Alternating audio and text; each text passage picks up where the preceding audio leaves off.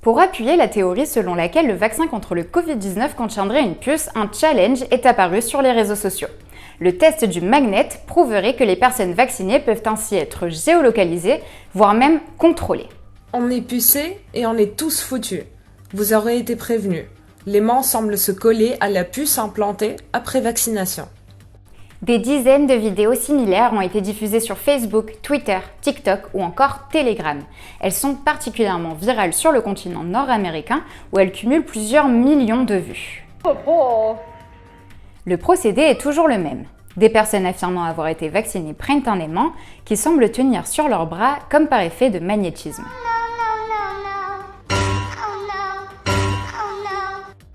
On a voulu vérifier en faisant nous-mêmes le test. Et le magnet tient.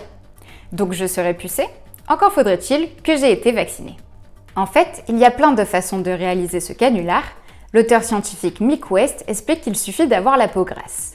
My nose is naturally oily, as many people's noses are, and you can do the little magic trick where a coin will stick to your nose.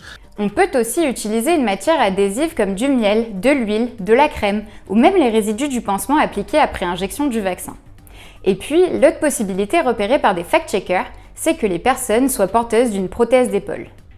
Mais en aucun cas, une puce n'aurait permis de faire tenir un aimant sur la peau, comme l'explique ce spécialiste du magnétisme. Un aimant, ça s'accroche à n'importe quel matériau magnétique. Et les puces, c'est pas magnétique. Vous pouvez prendre n'importe quel appareil avec une puce autour de vous, là par exemple mon téléphone portable, si je mets un aimant, il se casse la figure. Parce que la puce là-dedans n'est pas magnétique, elle contient surtout du silicium et du cuivre.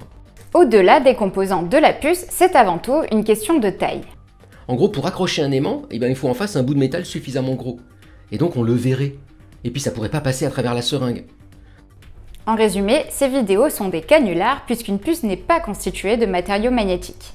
Et par ailleurs, aucun matériau d'une taille suffisante pour attirer un aimant ne pourrait être contenu dans un vaccin. Donc attention à ce type de vidéos basées sur de fausses expériences, derrière leur côté amusant se cache parfois une intention plus malveillante, celle de désinformer.